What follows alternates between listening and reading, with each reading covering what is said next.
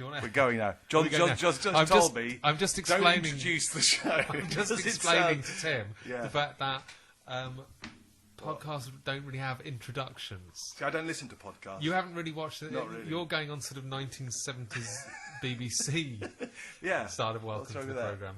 Hello, this is Tim Briffa, and today we're going to be... Well, that's what they should be like. Yeah, but no, because podcasts are about... just chatting, so you can't go, ladies and gentlemen. But they're not all. Surely some of them. I mean, I thought they're meant to be well presented, and you get, hi and welcome to that. Well, if you listen to one of those American Life things where it's all, just utter wank, then maybe. But like the sort of general sort of podcast. What about Joe Rogan? They just start chatting. Okay. Well, we're doing well then on that front. But if you're going to start chatting. You can't go, ladies and gentlemen. Hello, welcome to the podcast. I'm going to be chatting to John yet again. Here we go, and here's our chat. I listened to Adam and Joe. I've listened to. That's a radio show. Well, it's the same thing, isn't it? No, it's not. It's really different. Is it? Yeah. No, okay, I don't know. Fuck it. Anyway. Well, I mean, our way. I mean, maybe, but I don't. I'm sure. Well, I've listened to a couple of others. I'm sure they're vaguely professional. Okay, well, welcome to the Unlistenable Podcast with me, John Jenkinson, and Tim Briffa over there. Here's our chat. Well, I just feel anyway. Fuck it. I feel it helps to just say, listen, we're going to talk about it or whatever. Anyway, you're going to do it anyway. It doesn't. God. No. Well, we haven't got it. Well, I don't know. I feel like, okay, we haven't got a plan. Okay, we just switched on the fucking mics. We would go. John's just been having an argument with his boyfriend, and we just said, shall we just do a podcast? So just so you know. So let's talk about carpet. Okay, it's carpet. They had an argument about carpet. I know this is meant to be about the Corona Diaries and all that, but we're trying desperately to think of something else to talk about. So John and his boyfriend had an argument about a carpet. In a carpet shop. In a carpet shop. In Carpet Right and Hammersmith. Jesus Christ.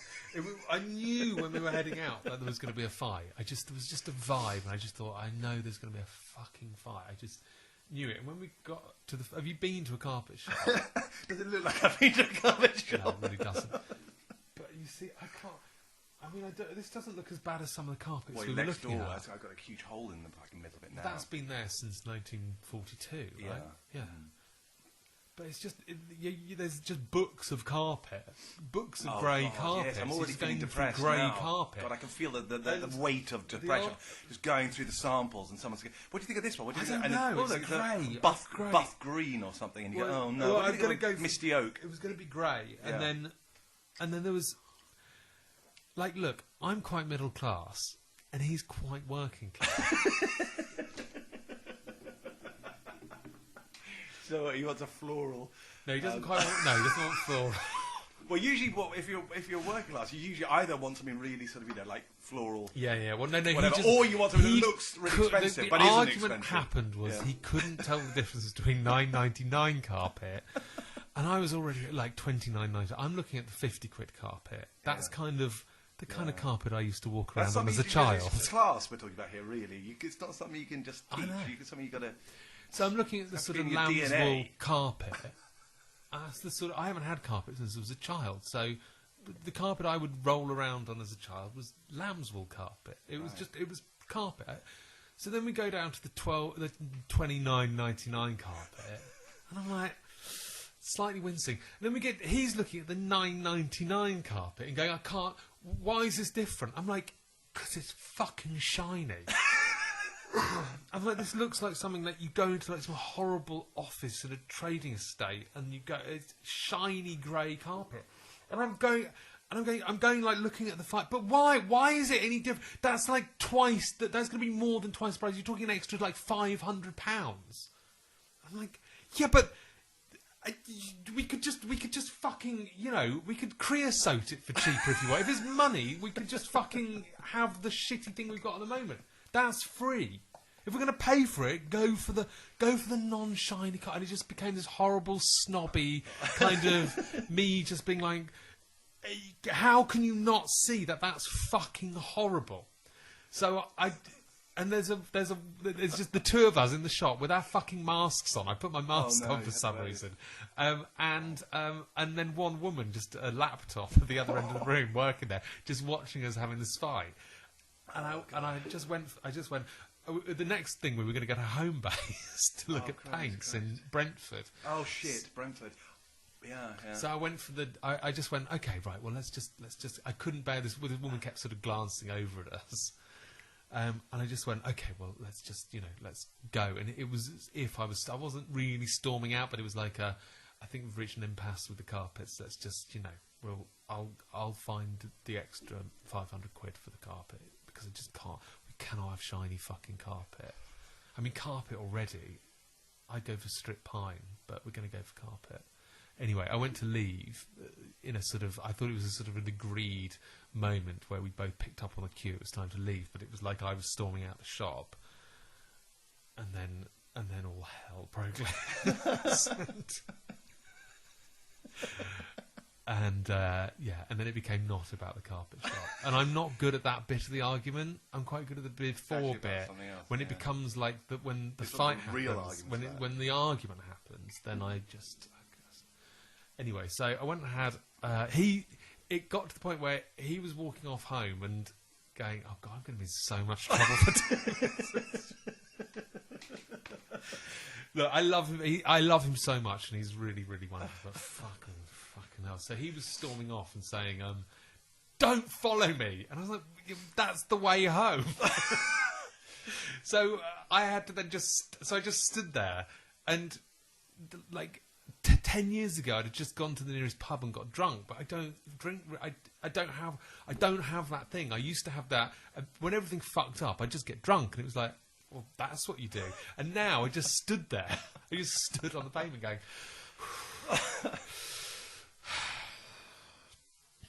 well, it's sort of 11:30 on a Saturday in Hammersmith. Oh God, that's depressing. What do you do? And then, so he'd done the storming off thing, and then I couldn't do the running, I couldn't do the phoning thing. So I just thought, right, he's going to go off, and then I'm going to go off, and then we're going to have this sort of standoff. So I went to Starbucks and got a cup of tea and thought, right, well, I'll sit in here for an hour, and then my phone ran out of battery, so I didn't know how long I was in there for. Right. So I was sitting there judging it by the awful songs they were playing, going, well, that's probably about 3 minutes, that's probably about 2. Okay, that's probably about 5 minutes. Anyway, this is about an hour and a half ago, and I'm here, so let's do a podcast, shall we? Right. Welcome to the Tim Briffa and John Jenkins Unlistenable Podcast. Today we're going to be... Oh, God, that's so depressing. That brings back so many horrible memories of arguments I've had. I was saying on the way here that I had this girlfriend who's a little...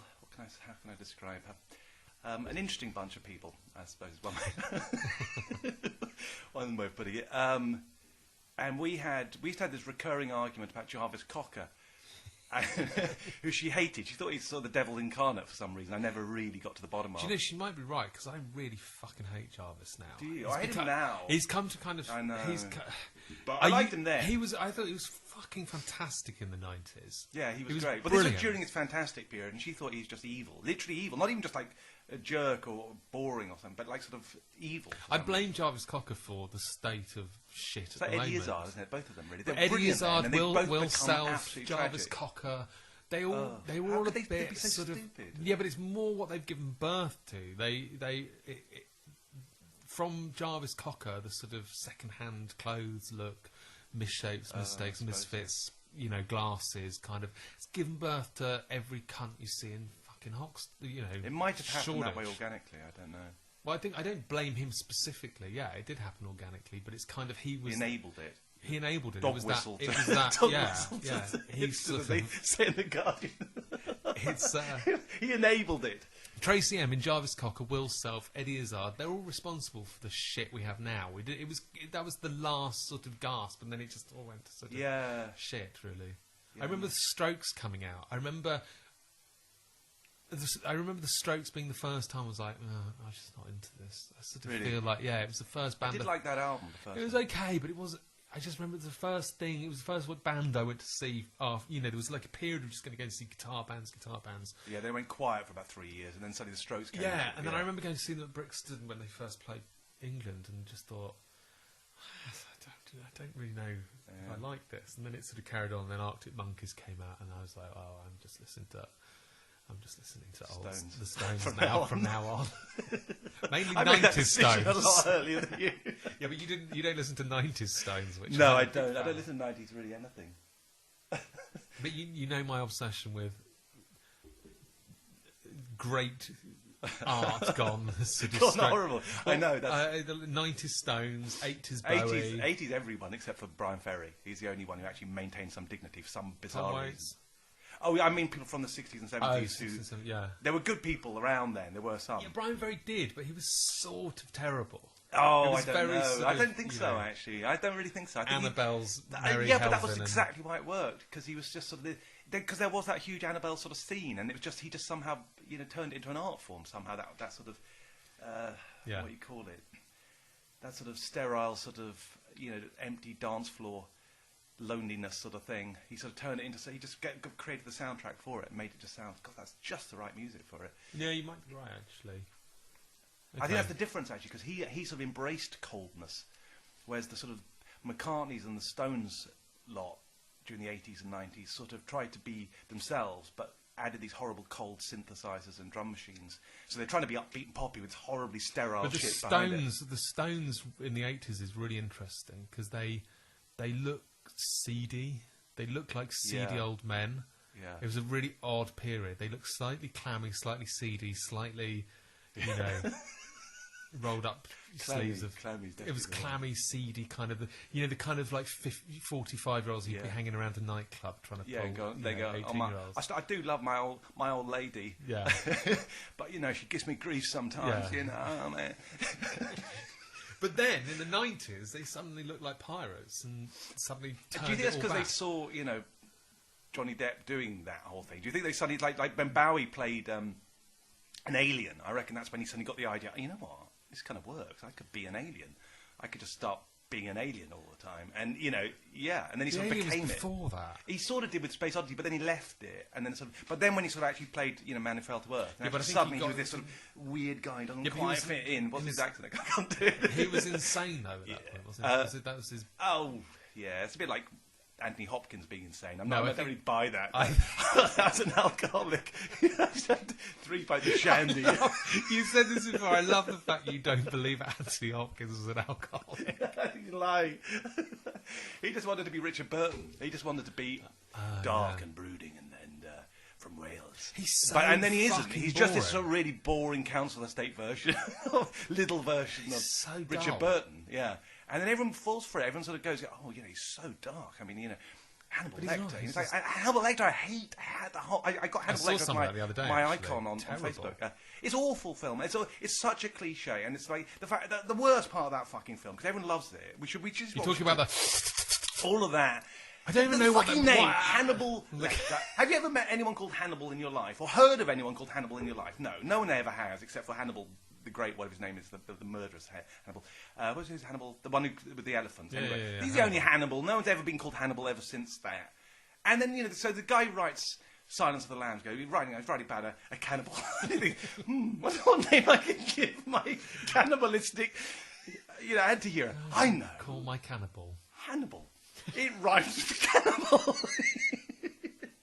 So it's Hannibal the Cannibal. Yeah, wow, genius! What a brilliant idea! And then they turn him into this psychopath who eats people, and then makes jokes about eating people, because that's really surprising, isn't it? He's so dark. He makes a joke about having someone round for dinner. It's just like, oh god. But the thing is, it's just I don't even know what that is. I don't know. It's not scary. I know it's shit. This actually ties in with something I was just scribbling when I saw you in the cafe earlier. About why it's much better to be stupid in life than to be clever, because you always I sort of look down in some form on stupid people. I think I sort of see them in the street and go, "Oh, that's really sad. You're stupid." And then I think, the other day I was looking at someone who looked classically stupid, and feeling sorry for them as And then I suddenly thought, actually, they're the fucking lucky ones, because you look at them and you think they've got these really depressing lives. They go to work, shit job. You come home, just watch shit TV, And you think, oh, that's really depressing. And then you think, yeah, but for them it's not. Because for them, they have a shit job stacking shelves or whatever it might be. working behind the till, and to them it's really challenging because they're stupid. So they don't think of shit at all. They're like, oh, well, that's tricky. I've got a cucumber to pass through on the scanner, you know. And they go, oh, I've learned a technique for scanning cucumbers, and they to them it's really sort of really interesting job and rewarding. They think they're doing something, contributing something valuable to society. And then they come home and they watch TV.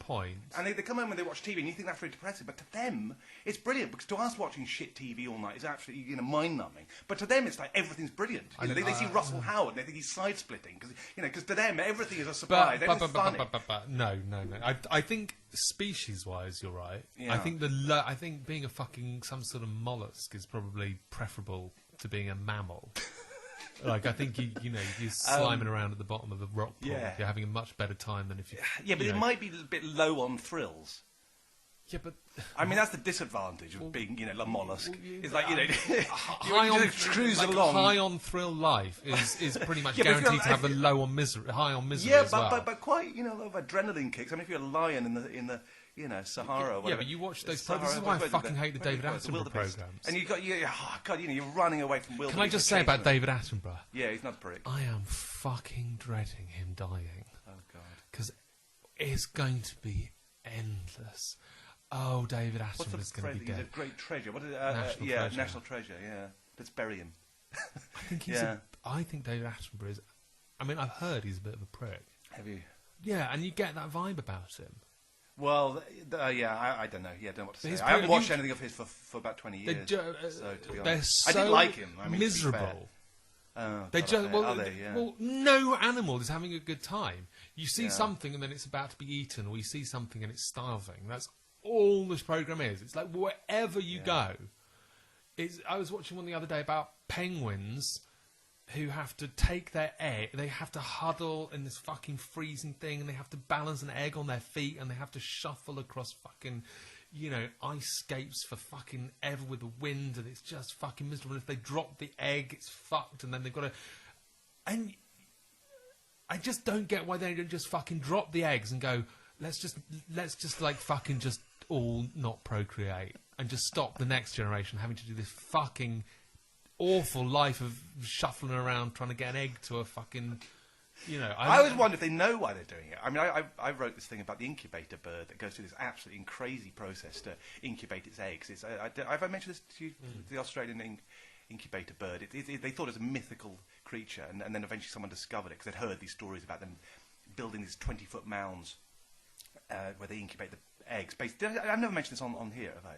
No, I don't not think boring so. the audience, I'm just boring you. Okay. Yeah, I'm zoned out. You told the audience. Well, basically what it does is it's sort of, for some evolutionary bizarre reason, its eggs are too big for it, and it lays too many of them, so it can't actually incubate its own eggs. It can't sit on them. It lays 35 or something in a row, and they're all big, and it's a small turkey-sized thing, and it can't do it. So over eons, it sort of developed this thing somehow where it built these incubators. Yeah. And what it does is it builds them in the autumn. It starts building them, and it builds this big hole in the ground. And so first of all, and it's got like little small feet, and it builds this sort of massive, deep hole in the ground. And then it starts, when it's a certain size, it then starts scraping leaves and twigs and whatever it can find, vegetation, and just puts it in there, scrapes it in, so it's fill. Yeah.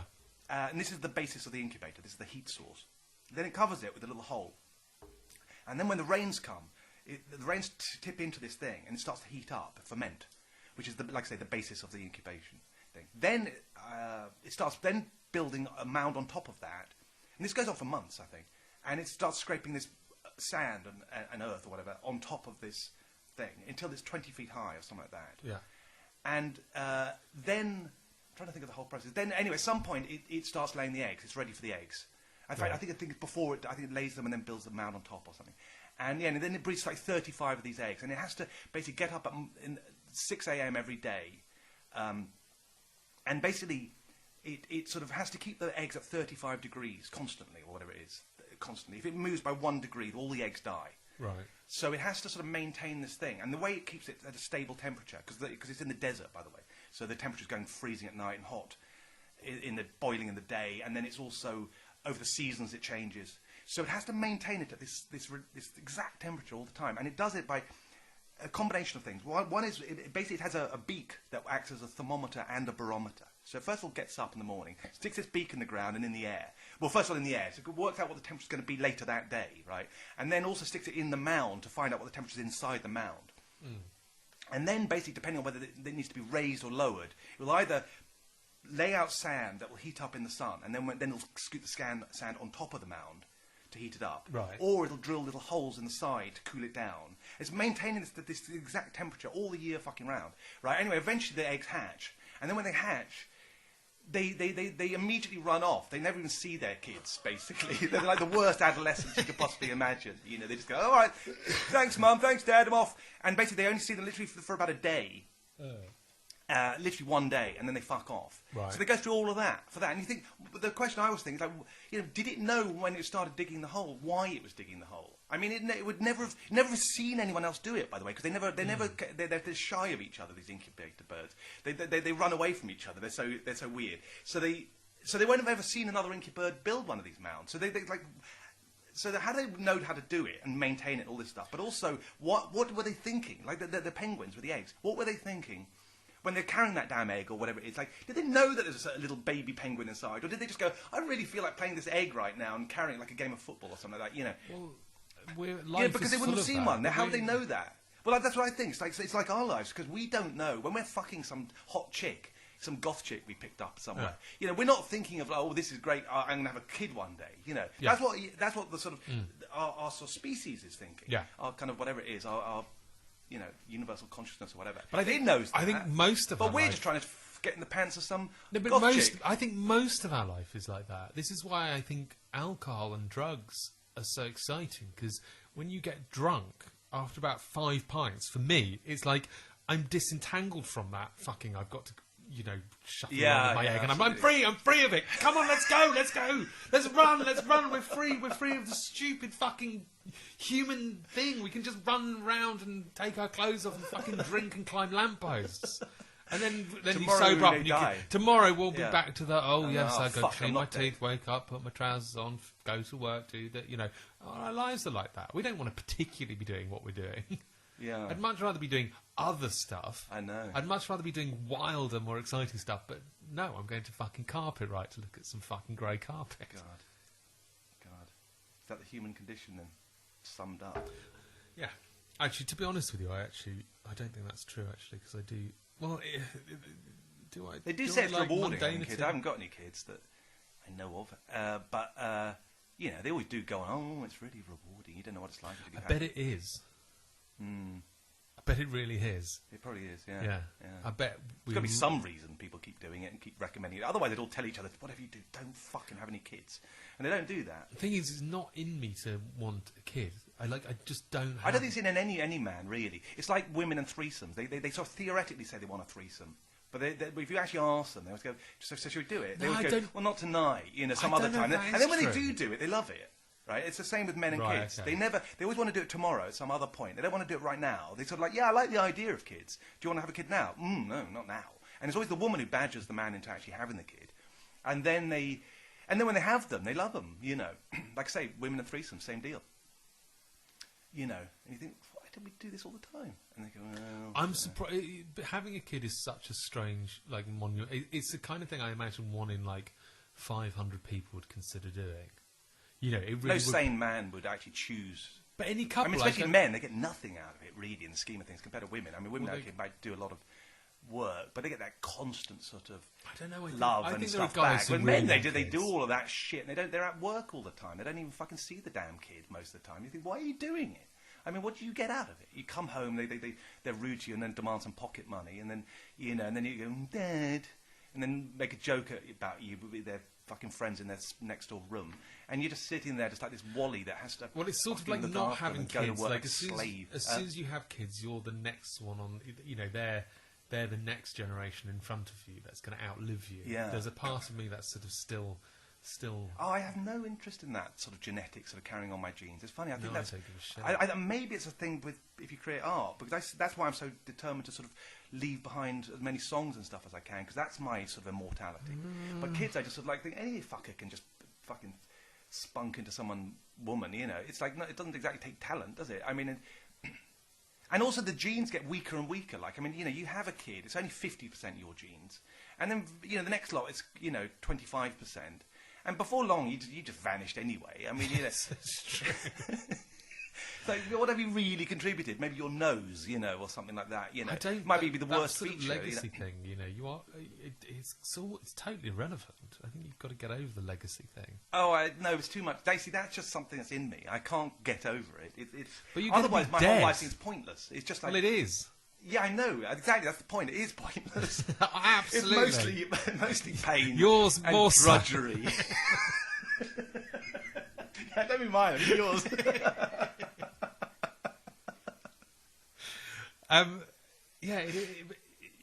It's because it's so incomprehensible that one is going to die. That but if you actually could really have a think about the fact you're going to be dead, it doesn't fucking matter. Yeah, on some level, that's what psychopaths think. I saw actually Michael Portela talking a psychopath, and he was asked if he wanted to leave behind a legacy. Yeah. As a politician, he said, no, I don't think about it at all. It's like, when you die, you die, and that's it. And that's, I think, classic psychopaths. All psychopaths I've ever spoken to about this. Really? They all say, when you die, you die. And if you mention an afterlife to them, they freak out. Some of them, they really do. It's a known thing with psychopaths, actually, because it's the only thing that could be more powerful than them, and they know that's a possibility. I've had guys really flip out when I've mentioned that. Sort of talking about afterlives and the possibility that your soul might live on, and they're like, no, it doesn't, and you go, whoa, what did I fucking tap into there? But I mean, for most psychopaths, I think they just genuinely think that's it, you die, that's it. In a way, that's really consoling in some ways, because you just fucking have a good time. It's just like, God, but I unfortunately don't believe that. I actually think your soul does live on, and I do feel like you should have some purpose, and I do believe in sort of good and these kind of fucking things that just weigh you down in life, like having a fucking brain. It's just, you think, I kind of wish I was fucking some soulless you think there's going to be some thick kind of psychopath. That must be great fun, Except you never really get much out of life, I guess, because you're too thick to actually achieve. No, the problem with being this, the idea of thick people being better off is not true. I don't think. I think if you're thick and miserable, it's really difficult because. Well, it could be. You have ideas. I have ideas. Most people of a certain level of intelligence have ideas, and I'm talking about stupid people. A lot of people don't, even well-educated people. They have no ideas. But they can think abstract. They refer to other people's thoughts. ideas. If you get stuck though as a stupid person, if you get stuck in a rut in life, if you can't get out of it, then you're fucked. Yeah, but you don't mind because you're stupid. That's no, the whole point. And you're not worried about the world like you are if you got intelligence. You don't sit there and go, yeah, but you can get into really they bad think situations. all the people running the world are cleverer than them. Yeah, but you can get into really bad situations being stupid and you can't figure a way out of it. Like, I kind of tend to think if I was dumped in the middle of fucking, I don't know, Hull with no money and no fucking friends and no contact, I'd be able to figure out a way out of it. But I think if you're really stupid, you can be in a shit situation. You're working in an abattoir, getting bullied by your colleagues while your life goes to shit around you. You can't think your way out of it. You're just fucked, and you don't have money for the rent, and you don't have the ability to talk to anybody. You're just stuck. So I hadn't thought of it like that. I agree. I guess there's pluses and minuses on every side, really. There are that is true. Pluses to being a bit stupid. Like it's more tolerance for mundanity and boredom. And I quite like mundanity actually now, but there's someone I work with. She's really happy just to go home, and she sits and watches the TV from about sort of 6:30 in the evening until she goes to bed at midnight. And she's perfectly just happy to sit there with her hands in her lap and watch television. I fantasize about that, the ability to be able to do that. Like I fantasize about being able to fucking score goals and, be the lead singer of the Rolling Stones. That for me is also equally fascinating. But just be able to just relax and let your mind just sit and enjoy it. It's almost zen to me. Yeah. That the ability to just enjoy the journey. Whereas I'm on my phone, I'm standing up, I'm thinking about having a wank, I'm showing my mum, I'm looking at my books, I'm noticing the dusting, blah, blah, blah. And then I change the fucking programme over because it's not quite good enough. Yeah. So I'll start watching. But that's the problem. But I mean, if you've got a brain, hardly. I can't watch anything anymore. Yeah, but is that it's so bad? Succession Bryan... is the only thing that actually stimulated me. But when it's good, it does. I go into that mode. But they must be like that all the time. Yeah, but everything's like Succession. But I don't. The Kardashians. It's like Succession. You know. You know, it must be great. You're just surrounded by brilliant art, brilliant comedians. I don't know if our inability to sit and watch programs is down to, you know, our superior intelligence. I think it's down to ADHD. I think it's being distracted. I don't know. I don't actually think so, because I'll focus on something if it's good. That's why I'm such a fan of certain bands and certain art. I'll go on and on about it, because it's just, I'm so fucking like, yeah, fuck, it's great. I love art. You know, I fucking do. But there's so little of it that stimulates me, because it's sort of, you know, when you start writing, you watch a movie, I almost always fucking know the ending in advance. I mean, yeah, not say about 4 times out of 5. You know, I really don't.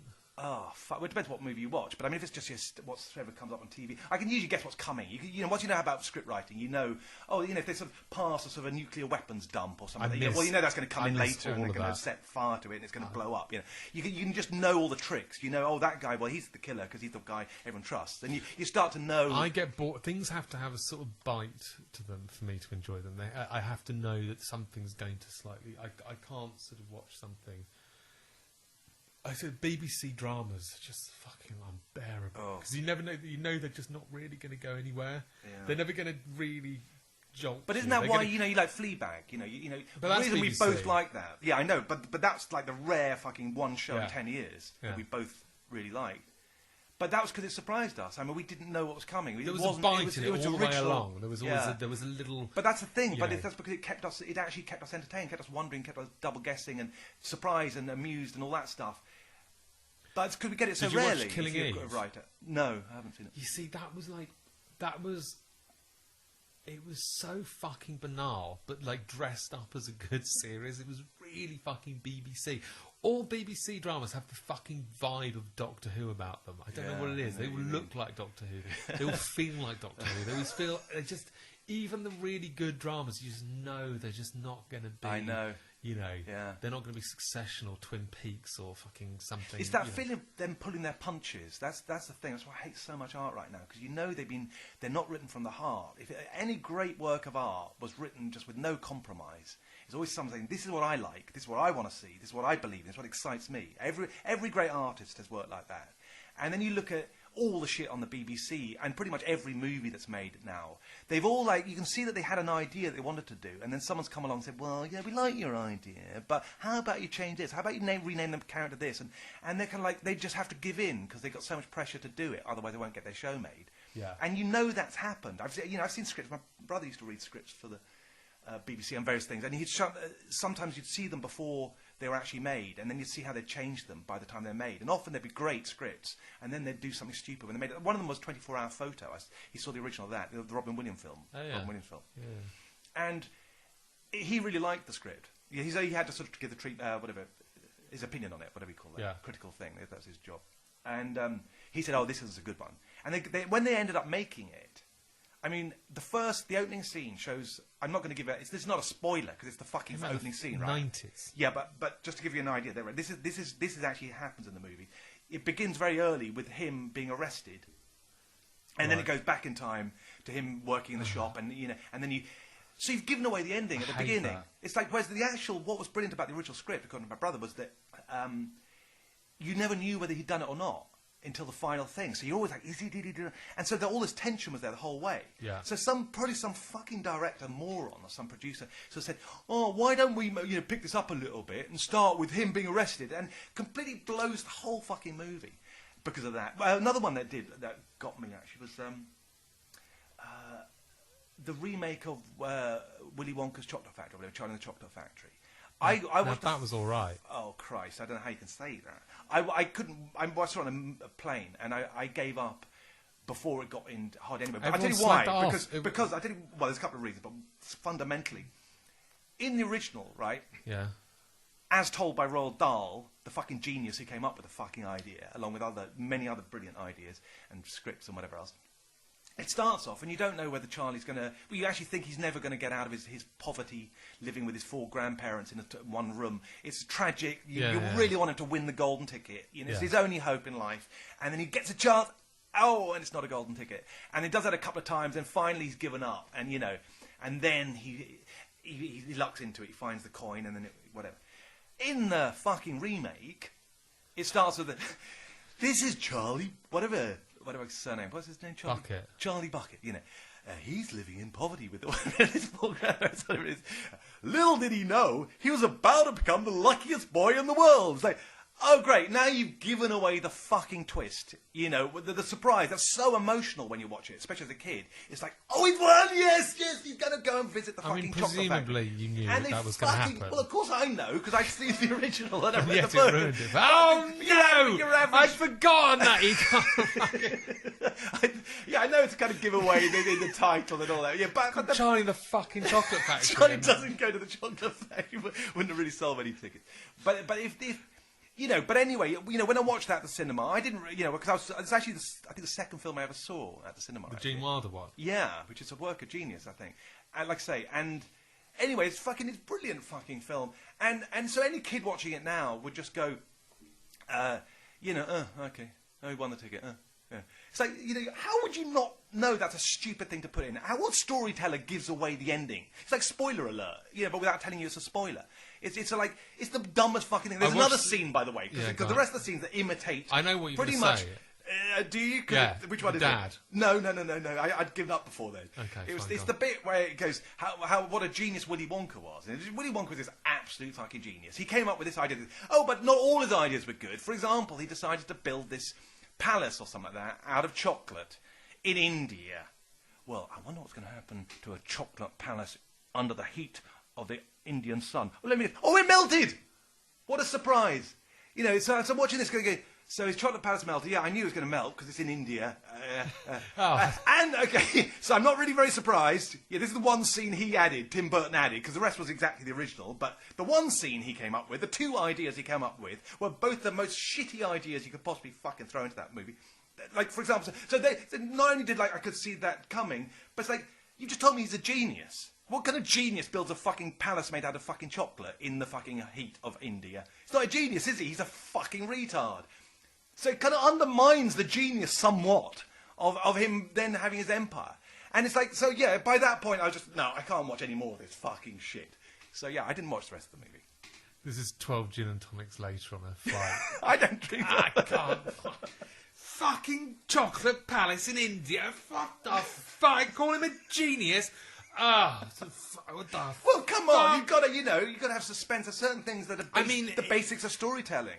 They really are basics. It's the sort of thing you'd learn if you're writing and doing an essay class. I think Willy Wonka. He's called Willy Wonka. I don't think he's like a genius in the way that he's meant Stephen to be. Hawkins is a he genius. is though. He absolutely is a genius. He's come up with fucking everlasting bubble gum and fucking floating lemonade. And yeah, you've got to be kind of a genius to do a lot of those things all in a row. Television, where you can transport people by them. He's a fucking genius. That kind of level of genius does not suddenly go, I've got another idea, by the way. But it's a chocolate fucking palace in India. Newton was into alchemy. I mean, Isaac Newton was into alchemy, wasn't he? I mean, people. But that was several hundred years ago, and they didn't really know it. I don't know. I mean, you have to have asked him building a chocolate palace in India is who fucking knows? Stupid. Yeah, exactly. So it kind of slightly and that's the only ideas he contributed to it. Were the biggest shit. It's the sort of thing that if you're a director and they sort of suddenly give you someone's nephew. Do you know Tim Burton's a really shit director? He's fucking rubbish. Edward Scissorhands is quite good. Even that's pretty bad when you really dissect it. Fine, but yeah, it's better than at least visually it's all right. I thought Ed Wood was really good. I liked Ed Wood actually, but apart from that, I only saw a bit, but I liked it. Has he done any he's unbelievably shit. But he has made consistently shit. Night Before Christmas is really stupid. That's not him. Plotting. I didn't really mind. He did. Well, what was it? I don't think he directed that. I think it was. Oh, okay. It's really meandering story-wise. There's a load of them that just go, that stupid one with the aliens that take over or whatever. I thought that, because it looks good when you see the pictures. Yeah, Mars Attacks. You look at the pictures, you go, this looks really fun, and then you watch it, and it's really slow and boring, and and then really obviously stupid things happen, and you go, and it's really badly told. The pacing's really bad. It's ripped off the Attack of the Killer Tomatoes as well, because they all die from being played some cheesy music, isn't it? God, it's a dull film. It's also it's what boring people. It's like their idea of darkness is Tim Burton. Yeah. It's like people who live in Croydon and become goths, and they sort of go, I want to reinvent myself because I'm actually called Sharon, and This has been quite elitist, this podcast. Oh, it's really, really snobby. It really, we've been talking about being middle class, having better taste than the working class, being more intelligent than average by miles, being much better artists than very incredibly successful Hollywood producers. And how, they should have listened to us instead. Yeah, it's quite arrogant. No, but you're right. Tim Burton is really sort of... We talked about this before, about ideas for things we should discuss, like sacred cows and movies, because I've got a few of these, and I won't go into them all, but I've got a couple that I just hate, that everyone loves. I mean... Do you know what, though? It's very risky doing this, because when I hear one of my sacred cows, but when people don't like one of the things I love, I really think they're kind of stupid. I know what you mean. But remember when you told me you loved Frasier, and I told you why I hated Frasier. Yeah, you sort of did. You sort of said it's really quality TV, which is what everyone says about Frasier. I think it's good. And I told you in about 3 minutes why I hated Frasier. And but it's not. It's not. You said, "Yeah, now I do too," or something. I mean, you actually really saw what I was coming from. I mean, sometimes I've had that before. I like movies because it's really stupid. Frasier's not like. I hadn't seen it like that, and then I can't watch it again. Yeah, but it's not something I love dealing. No, I know you didn't. It's like if you said Larry Sanders was shit. Oh yeah, that's not possible. Then I'd say. Yeah, but okay, no, I know you didn't, but you did think it was a cut above average, and most people did. I mean, Friends is a cut above average. Oh, Friends, yeah. It's I don't think it's great. Well, it's cut above average. But I don't think it's as shit as you think anywhere it is. near. It's not shit.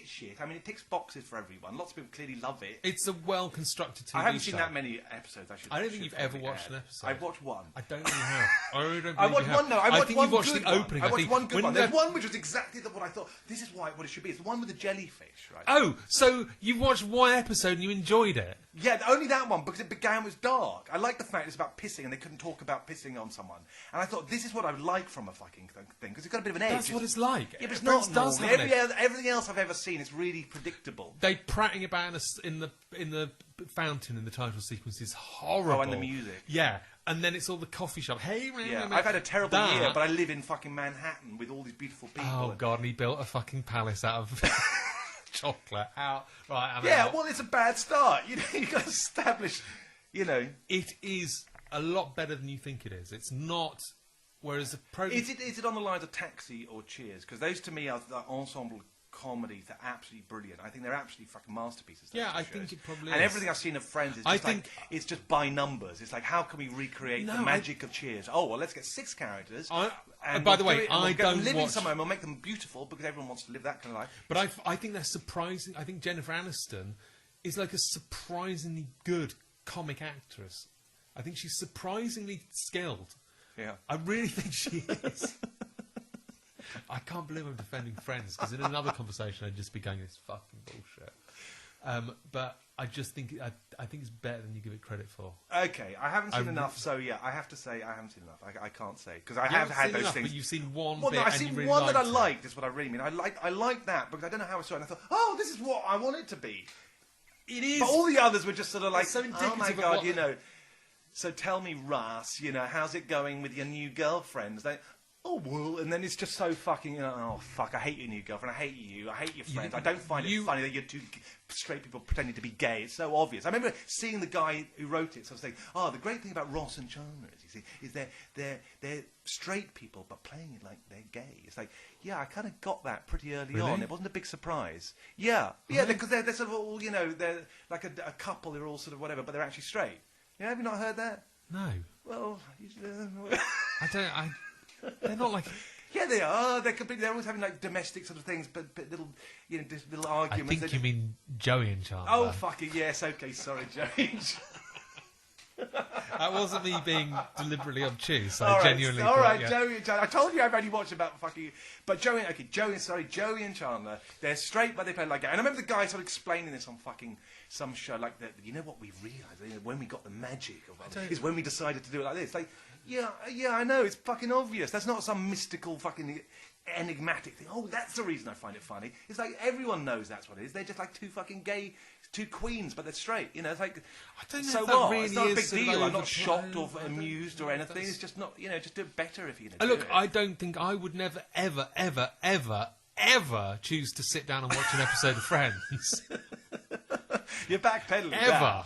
But if I happen to be like in a hotel and my checkout is at 12 and it's 11:30 and I've got my bags packed by the door and the taxi's coming at 12 and it's on TV. I would stare at the fucking clouds. And it's the only thing that's not in Spanish. It's like, I'll watch it.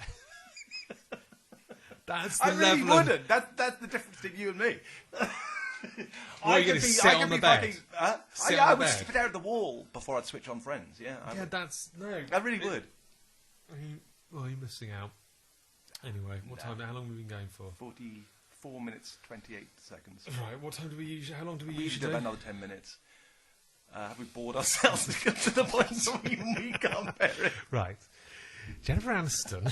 There was something I was going to relate to Corona Diaries. Oh yeah, I know what I was saying. I don't know how I. No, there was something you said earlier, and I thought, I can link it back rather cleverly to the whole Corona thing, because we haven't even touched on it yet. But there was something that was funny. I can't remember how my link would have worked, but it would have been clever, just trust me. But there was there was something I didn't tell you earlier. I overheard these two people when you met me earlier in the cafe, and these like some pensioners sitting there, and this old guy. Some old working class They look unintelligent as well. They're really thick. They had no class. Sat there. I just sat there sneering at them, quietly judging them. And one of them had a mask, so I instantly hated him, because he didn't even have to. He was in a fucking cafe, so you don't have to wear your fucking mask. So this guy's wearing with a stick. And they say, hello, Terry, how you been? And he's like, all right, got a bit of hip problems. And one of those conversations. Yeah. And they obviously hadn't seen each other for a while. The one goes, been a funny old year, though, hasn't it? Yeah, you could.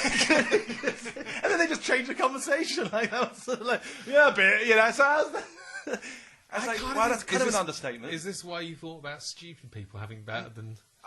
well, a bit, actually. A little bit. I was thinking about it before, generally. But yeah, in that, they're not worried. I spend my whole fucking time going, we're run by half-wits and corrupt politicians who don't know what the fuck's going on. And, we're heading off a fucking cliff edge. I'm a little concerned. We're heading towards tyranny, possibly. Very, very likely, the way things are. Yeah, I mean, it kind of weighs down on me once. But these people, it doesn't even cross their mind. They just think, well, Boris is saying you've got to wear a mask. Oh, is he? Oh, I didn't know you had to. Well, I'll do it then, And they just have implicit trust. I think one of the most scary things about it at the moment, I've realised, is if we're not heading for tyranny and this hasn't been a plan, it's either we're heading for tyranny and there hasn't been a plan, and it's all been part of a plan. But if there isn't a plan, and this is by accident, if anything slightly more dangerous than this affects us, we're fucked. There's no leadership. We're completely fucked. Yeah. Imagine if an actual threat. Imagine if Ebola. A war or something. Yeah, a war or Ebola or just anything. We'd just Russia be invaded fucked. us or something. We'd just be fucked. Yeah, there wouldn't be a. Yeah, they can't even fucking work out whether to have a quarantine rule. Yeah, whether Portugal should be on the list or not, or whether we should fucking cancel the A levels or not. It's like what would they do if Russia invaded. Yeah, they'd be going, we're going to take 6 weeks holiday and think about it. And then we're going to come back and then we're going to say, we're going to agree and let them. Oh no, we changed our mind. We're going to invade them. Oh no, everyone's staying indoors. I don't know. We might get an alliance with China. We haven't really we'll see. Yeah. No, we're doomed. Right, is that 10 minutes? It feels like it. Let's finish. Okay. All right. I'm going to go and find. See if I still have a relationship. The pieces of your relationship. Yeah, it really is. It's one of those things where I'm hoping the It'll phone call probably be fine. I've been through thousands of these situations. No. And even if it goes to shit, which it might, you'll probably be able to rescue it. I still don't have to have the shiny carpet. You won't have the carpet, exactly. Yeah. And you'll rescue it one way or another if you want to rescue it. I do, of course I want to rescue it, but it's just it's that thing also where I don't want to go running back, going, I know. I want him to do the running back. I'm certain he's never going to do that. Maybe you should threaten suicide. That's what all my exes do. No, he would just say, go on then. Would he? God, that must be the good thing about going out with a guy. You don't have to. You just go, grow up. You can't say that to women. You can't say all the things that you'd want to say. You I'll fucking do it. Yeah, exactly. And then they go, no, I'm not, or whatever. But with women, it's like, no, I'm in a bad place right now. I need someone here. Yeah, you're not going to help me. It's like they always expect you to fix everything. Have you noticed that? Sorry, I'm just going on. It would be slightly out of character as well. They expect you to fix everything. Sorry, I've just got to mention this because this is something. Okay, we've done snobbery. Let's just finish with misogyny. It's like the bonus track. The dodgy bonus track. A bit of misogyny because we've done, like you say. It's only women. You say I'm not going to react. We can end on this. If I could be gay, I would love to be fucking gay. It's easy. It's not easy if you're straight. It's not. It's like No, it's not. I've done it. I've been having loads of gay offers, and I've fucked some awful people in my life and got sunk to levels you would not believe of depravity. Yeah, I've never, and I could have fucked a guy anytime I want, and I didn't do that. So why didn't I do it? It's only because I've got a massive revulsion towards having sex with men. I would love to not have that revulsion. But is it just the penis? Like, I'm bisexual, if anyone's listening, so, like, vaginas, I'm absolutely, I can totally see that as well. I'm attracted to all genitals and breasts. I never get gay men who don't like breasts. I'm always I can understand not liking vagina. The vagina, I can understand. There's times I feel that way. But this is the thing. This is the thing about the penis. That I'm like, okay, like penis and vagina anyway. Like, it's a little bit like, just fucking grow up and stop being it doesn't work like it's like people saying they don't like, they don't like sushi or something. I'm like, fucking grow up. Fucking grow up. This is. I mean, I think you could be. I think it would be just the sort of thing that if you just allowed yourself to go, I'm just going to have sex with this man. If you just sort of said, fuck it, you'd get over it very quickly. No, I wouldn't. I would not, because one, I would have that. I mean, I feel. By the way, I'm the same with gay guys who say they won't. I find that a bit of an irony there, because there's an amount of gay guys who say, you don't know until you tried it. Everyone's secretly gay. I say, well, are you secretly straight then? I think, and then none of them say, no, I'm secretly straight. It's like just, I'm secretly gay. It's just like, yeah, you were just recruiting. I think gay people are just mentally ill. What I was going to say about women. I think if you all just grit your teeth and got on with it, you'd be fucking fine. Stop being such babies. You could have so much more fun. Oh, I know. But what I was going to say is that one thing you're blessed with.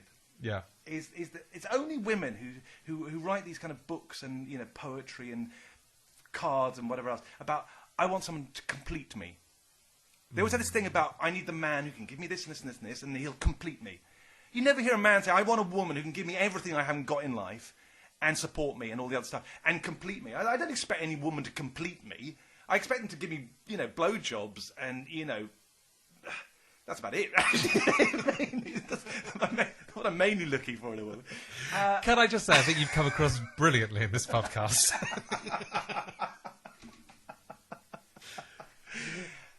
Yeah. Right. And on that bombshell, let's go and watch Friends. Oh, Christ. Okay, I'm off to slash my wrist and pick up the remains of my non-existent career. Goodbye, everyone. Bye.